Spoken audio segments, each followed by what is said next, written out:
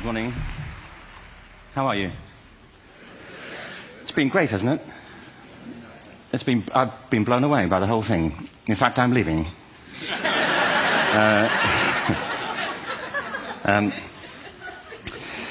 There have been three themes, haven't there, running through the conference, which are relevant to what I want to talk about. One is the extraordinary evidence of human creativity in all of the presentations that we've had and in all the people here. Just the variety of it and the range of it. The second is that it's put us in a place where we have no idea what's going to happen in terms of the future. No idea how this may play out. I have an interest in education. Actually, what I find is everybody has an interest in education. Don't you? I find this very interesting. If you're at a dinner party and you say you work in education, actually, you're not often at dinner parties, frankly. If you work in education, you're not asked, and you're never asked back, curiously. That's I think it strikes me. But if you are, and you say to somebody, they say, "What do you do?" and you say, "You work in education," you can see the blood run from their face. They think, "Oh my God, why me?" It's my one night out all week. But if you ask people about their education, they pin you to the wall. Because it's one of those things that goes deep with people. Am I right? Like religion and money and other things. So I have a big interest in education, and I think we all do. We have a huge vested interest in it, partly because it's education that's meant to take us into this future that we can't grasp. If you think of it, children starting school this year will be retiring in 2065. Nobody has a clue, despite all the expertise that's been on parade for the past 4 days, what the world will look like in 5 years' time. And yet we're meant to be educating them for it. So the unpredictability, I think, is extraordinary. And the third part of this is that we've all agreed, nonetheless, on the really extraordinary capacities that children have, their capacities for innovation. I mean, Serena last night was a marvel, wasn't she? Just seeing what she could do.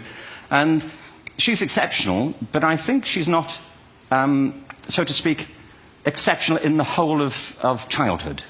What you have there is a person of extraordinary dedication who found a talent. And my contention is all kids have tremendous talents, and we squander them pretty ruthlessly. So I want to talk about education, and I want to talk about creativity. My contention is that creativity now is as important in education as literacy, and we should treat it with the same status. Thank you.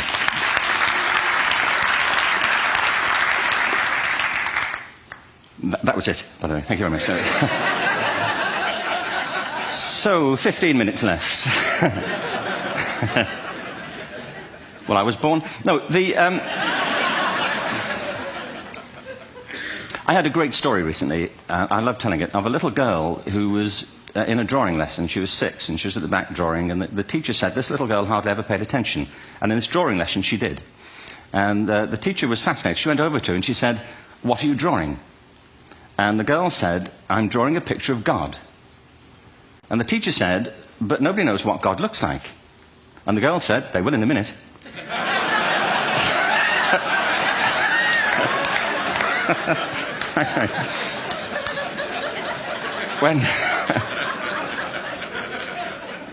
When my son was 4 in England, actually he was 4 everywhere, to be honest. I mean, if we're being strict about it, wherever he went, he was 4 that year. But he was in the Nativity play. Do you remember the story? No, it was big. It was a big story. Mel Gibson did the sequel. You may have seen it. I don't know. It was Nativity 2. But James got the part of Joseph, which we were thrilled about. We consider this to be one of the lead parts. We had the place crammed full of agents and T-shirts, James Robinson is Joseph. He didn't have to speak, but you know the bit where the 3 kings come in? They come in bearing gifts, and they bring gold, frankincense, and myrrh. This really happened. We're sitting there, and they, I think, just went out of sequence. Because we talked to the little boy afterwards and said, "Are you okay with that?" And they said, "Yeah, why was that wrong?" They just switched. I think that was it. Anyway, the 3 boys came in, little 4-year-olds with tea towels on their heads, and they put these boxes down. The first boy said, "I bring you gold." And the second boy said, "I bring you myrrh." And the third boy said, "Frank sent this."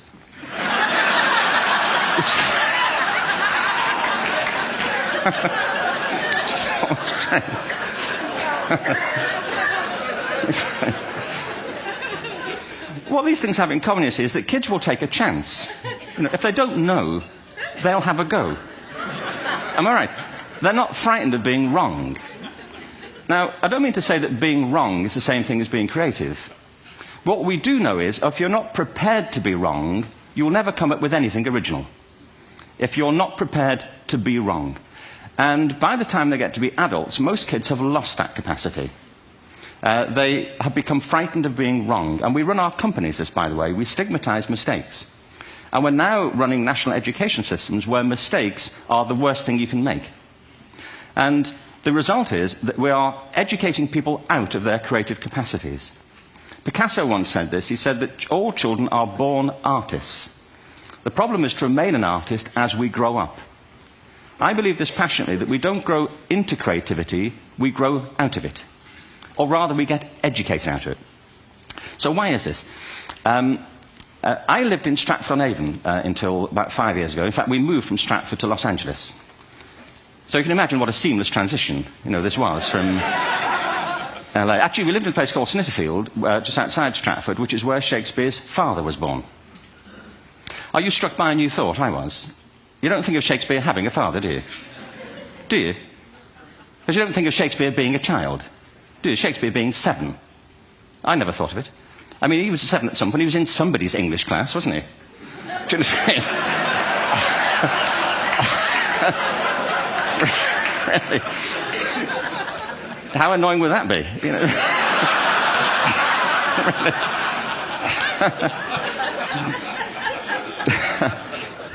Must try harder.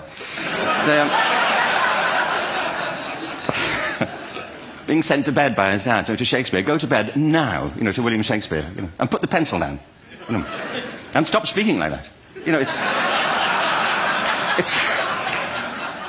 It's confusing everybody.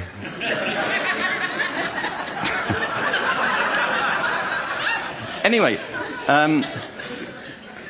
we moved from Stratford to Los Angeles, and I just want to say a word about the transition. Actually, my son didn't want to come. I've got 2 kids. He's 21 now, and my daughter's 16. He didn't want to come to Los Angeles. He loved it, but he had a girlfriend in England. This was the love of his life, Sarah. He'd known her for a month. Mind you, they'd had their 4th anniversary by then, because it's a long time when you're 16. Anyway, he was really upset on the plane. He said, "I'll never find another girl like Sarah." And we were rather pleased about that, frankly, because she was...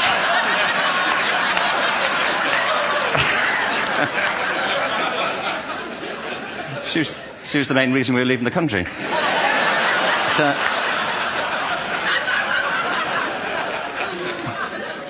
But something strikes you when you move to America and when you travel around the world. Every education system on Earth has the same hierarchy of subjects. Everyone, doesn't matter where you go. You'd think it would be otherwise, but it isn't. At the top are mathematics and languages, then the humanities, and at the bottom are the arts, everywhere on Earth. And in pretty much every system, too, there's a hierarchy within the arts. Art and music are normally given a higher status in schools than drama and dance. There isn't an education system on the planet that teaches dance every day to children the way we teach them mathematics. Why? Why not? I think this is rather important. I think maths is very important, but so is dance. Children dance all the time if they're allowed to. We all do. We all have bodies, don't we? Did I miss a meeting? I mean, I think... Truthfully, what happens is, as children grow up, we start to educate them progressively from the waist up. And then we focus on their heads, and slightly to one side.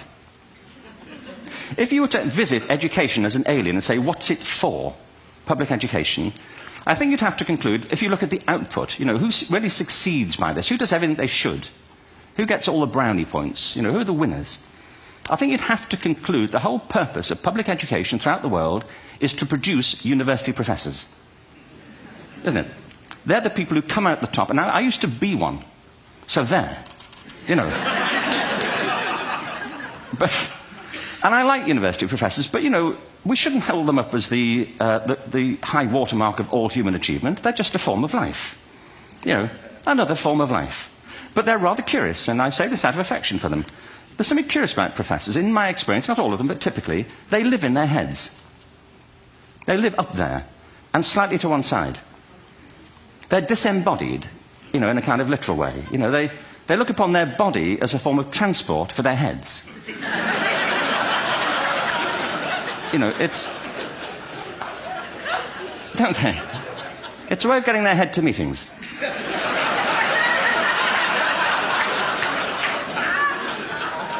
If you want real evidence of out-of-body experiences, by the way, get yourself along to a residential conference for senior academics and pop into the discotheque on the final night.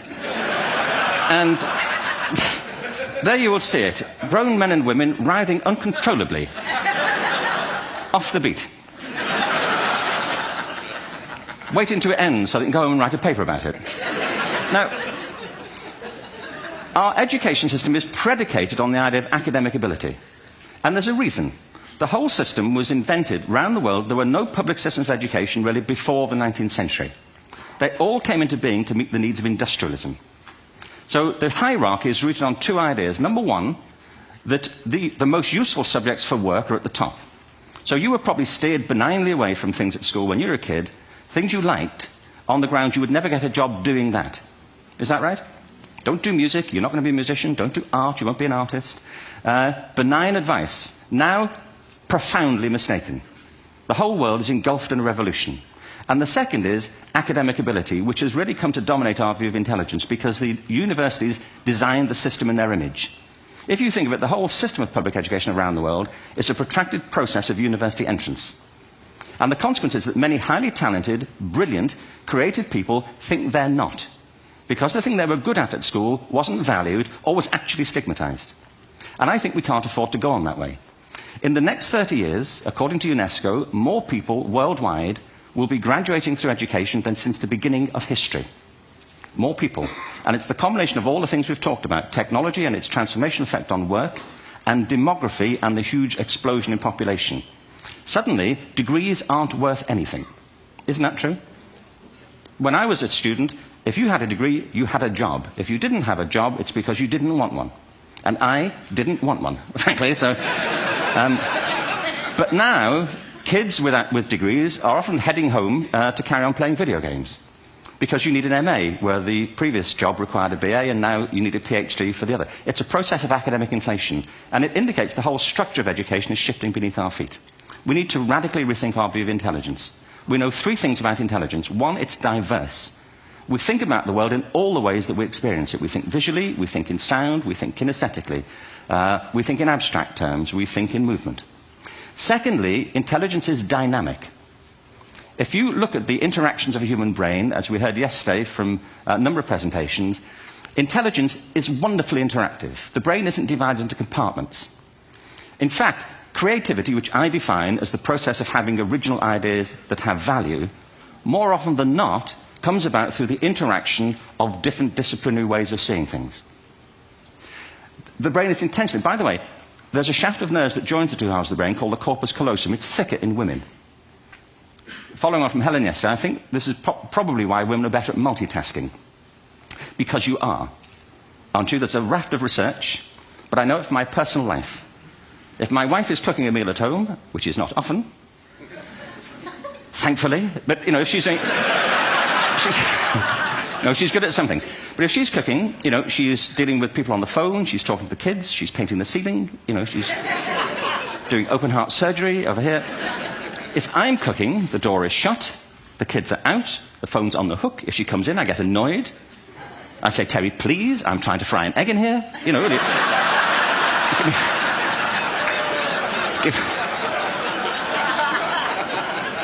Give me a break. Actually, there was do you know that old philosophical thing? If a tree falls in a forest and nobody hears it, did it happen? Remember that old chestnut?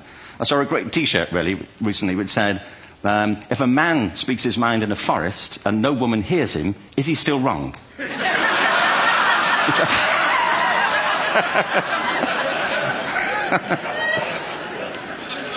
And the third thing about intelligence is it's distinct. I'm doing a new book at the moment called Epiphany, which is based on a series of interviews with people about how they discovered their talent. I'm fascinated by how people got to be there. It's really prompted by a conversation I had with a wonderful woman who most people have never heard of. She's called Gillian Lynn. Have you heard of her? Some have. She's a choreographer, and everybody knows her work. She did Cats. and Phantom of the Opera. She's wonderful. I used to be on the board of the Royal Ballet in England, as you can see. And anyway, Jill and I had lunch one day. I said, how'd you get to be a dancer? And she said it was interesting. When she was at school, she was really hopeless.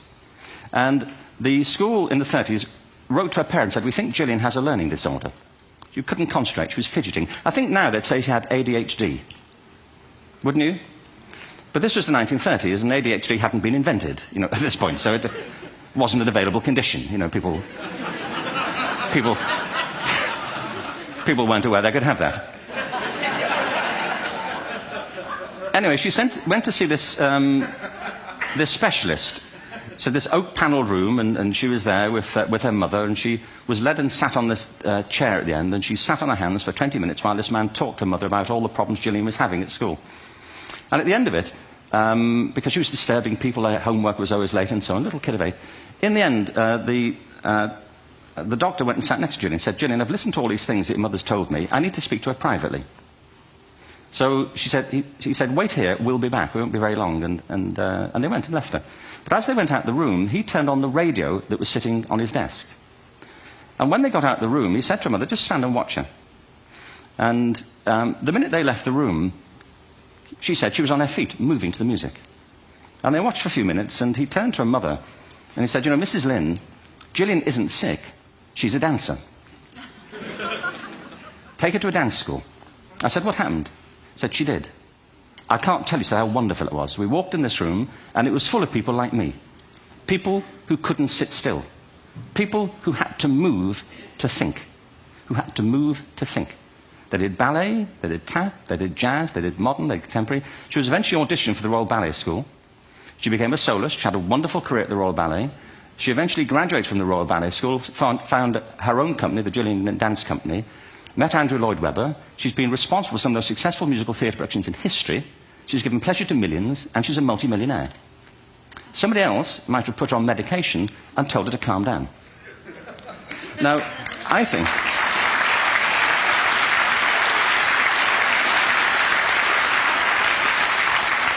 What I think it comes to is this. Al Gore spoke the other night about ecology and the revolution that was triggered by Rachel Carson.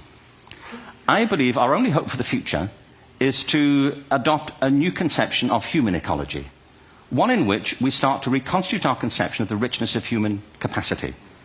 Our education system has mined our minds in the way that we strip-mined the earth for a particular commodity, and for the future it won't serve us. We have to rethink the fundamental principles on which we're educating our children. There was a wonderful quote by Jonas Salk, who said, if all the insects were to disappear from the earth, within 50 years, all life on earth would end. If all human beings disappeared from the earth, within 50 years, all forms of life would flourish. And he's right. What TED celebrates is the gift of the human imagination. We have to be careful now that we use this gift wisely and that we avert some of the scenarios that we've talked about. And the only way we'll do it is by seeing our creative capacities for the richness they are and seeing our children for the hope that they are. And our task is to educate their whole being so they can face this future. By the way, we may not see this future, but they will. And our job is to help them make something of it. Thank you very much. Bravo. Here. Thanks.